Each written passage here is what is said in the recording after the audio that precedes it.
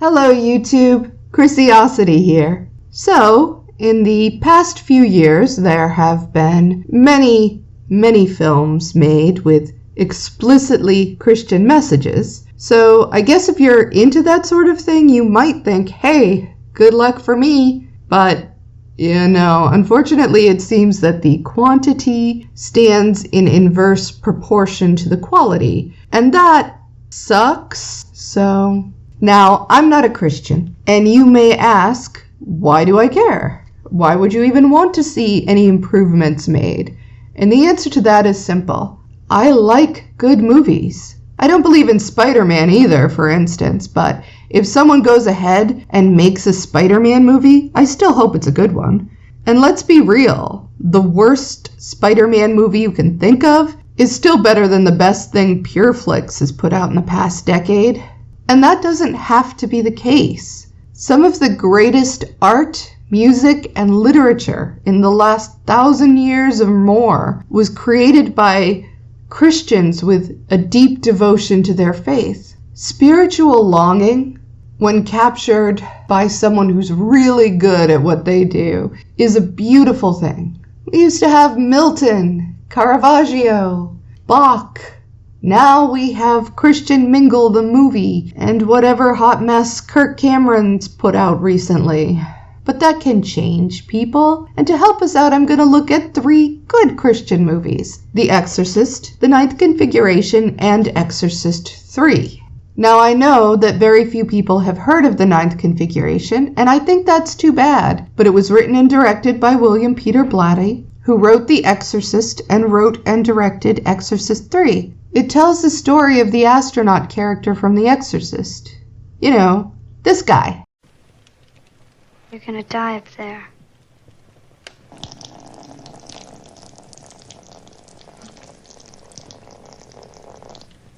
Reagan? Oh my God, honey. Honey, what's the matter? I'm sorry she's been sick. She didn't know what she was saying. Okay. Come upstairs, please. And it features many of the actors from the other 2 movies. So, I'm tossing out the Exorcist 2 cash grab crap and putting the Ninth Configuration in its rightful place in the trilogy, and we will discuss it more as we get to it. Not like I would make a whole video as a pretext just because I want to talk about a movie from 1980 that hardly anyone has ever seen. Me? No. So let's get into it. Now, for those who may be saying, it was a movie about a young girl possessed by demons, saved through the intervention and sacrifice of 2 priests performing a religious ritual with roots in the Bible and featuring themes of good versus evil and faith in a secular age. But a Christian movie? And to you I say, why, yes it was, and according to the aforementioned writer Blatty, it was specifically an apostolic work, one intended to speak to non-believers and those who had lapsed in their faith, and it worked for that. Priests reported an uptick in people making confessions and coming to church for months after its release. So the first lesson to take from this work is one Blatty has said many times over the years. It's no good writing a sermon that puts people to sleep. In other words, tell a good story or don't waste your time. This doesn't mean it has to be a horror movie. It could be comedy or drama or whatever. It just means that at the same time you're thinking about your really important Christian messaging, you should also be paying at least that much attention to the craft of making a good movie. We'll be discussing how to do that in more specific detail as we go on, but the point here is about priorities. Your movie isn't just an excuse to give a sermon, it's an opportunity to create something really meaningful that captures people's imaginations. Yet so many Christian movies seem to phone in the movie part, and hey, that's why there's a cottage industry of YouTubers and podcasters making fun of them. It's about what they're good for. The Exorcist tells a story that is good on many levels and can be watched and enjoyed by people regardless of their faith. And of course, this isn't all due to Blatty's writing. It was directed with technical mastery, if very unethically, by William Friedkin, and featured great performances by Ellen Burstyn as a devoted mother trying to help her daughter, played by Linda Blair, and Jason Miller as Father Karras, a priest who is struggling to hold on to his faith. Which leads us to the next lesson: get the right people for the jobs you want them to do. This movie was directed and acted by people who are good at what they did, good actors and directors and such. It wasn't like they put up a notice on the church bulletin board and made people take religious tests to work on the movies. Certainly some of the people involved were Christians, others not. And far from being a weakness, this was a strength. Having an atheist like Friedkin on board ensured that the religious aspects of the movie didn't overpower the whole thing.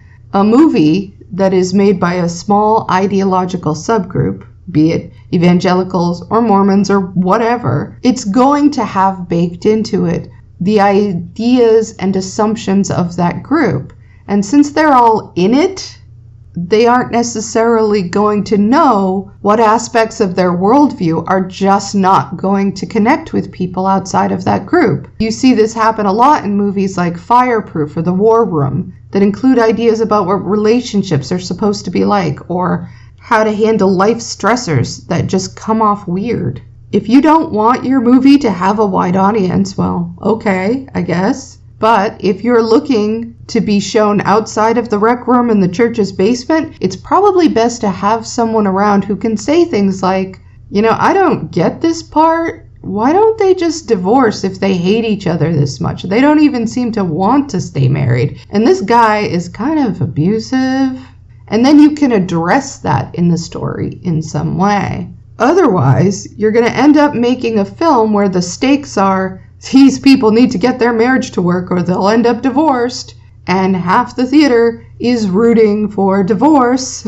And another segment just couldn't care less because it seems like it's going to suck no matter what happens. When it comes to Father Karras' struggle with his faith, though, we do care. One, because we care whether or not he will be able to help Regan. And since the two possibilities there are she's possessed or there's something medically or psychologically wrong with her. And we sense that he won't be able to help her until he picks a side and commits. This internal struggle, which a lot of people can relate to, of wanting to believe in something transcendental, but also knowing that many things we might have considered supernatural in the past, we now know to have perfectly natural causes. We care because we can empathize, and because Father Karras cares. He's in a kind of limbo of indecision, with the beliefs he has devoted his whole life to now seeming not to make sense anymore, and his guilt over his mother's death is weighing on him, and now this young girl and her mother are coming to him in an hour of desperate need. We want to see him resolve this. And because really, we get that in this movie world, God is real, and Regan is in fact possessed,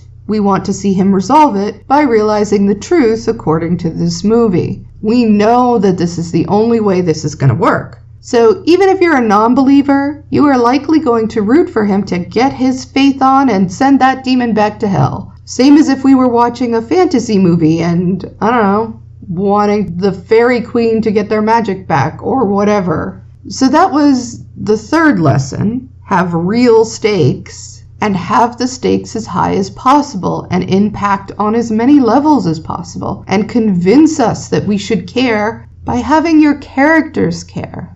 Now we're going to move on to the 9th configuration. And for this, we need to do some splaining. The 9th configuration, based on the novel of the same name, which was based on an earlier novel by Blatty, called Twinkle Twinkle Killer Kane, which he rewrote as he felt he had rushed through the first attempt and wanted to do it better. It's not a horror movie. In fact, it's a very difficult movie to label. It's a gothic, Catholic, psychological drama mystery, and just gonna say it, it's not for everyone. It's a little odd. Set during the Vietnam War, it tells the story of a group of military officers who begin to exhibit bizarrely exaggerated psychological symptoms. To put it bluntly, they begin acting like people who are trying to act crazy and laying it on kind of thick. So at first, the army assumes they are faking, but there are problems with this idea. Some of the soldiers are military lifers, Medal of Honor winners known for their courage and commitment. Some of them aren't even in combat roles, and it's weird that so many of them are officers. So they set up a secret experimental hospital in a remote, rebuilt castle to study the problem. This is going to lead to another lesson right off the bat. Incorporate the real world in real ways, a variation on the write what you know rule. Blatty was an officer for the military before becoming a writer. As a child of Lebanese immigrants, he spoke Arabic and was stationed in Beirut, so his descriptions of military personnel and culture ring true to us, and there are definite themes here about the toll of war on people and how the military handles mental illness that have real weight.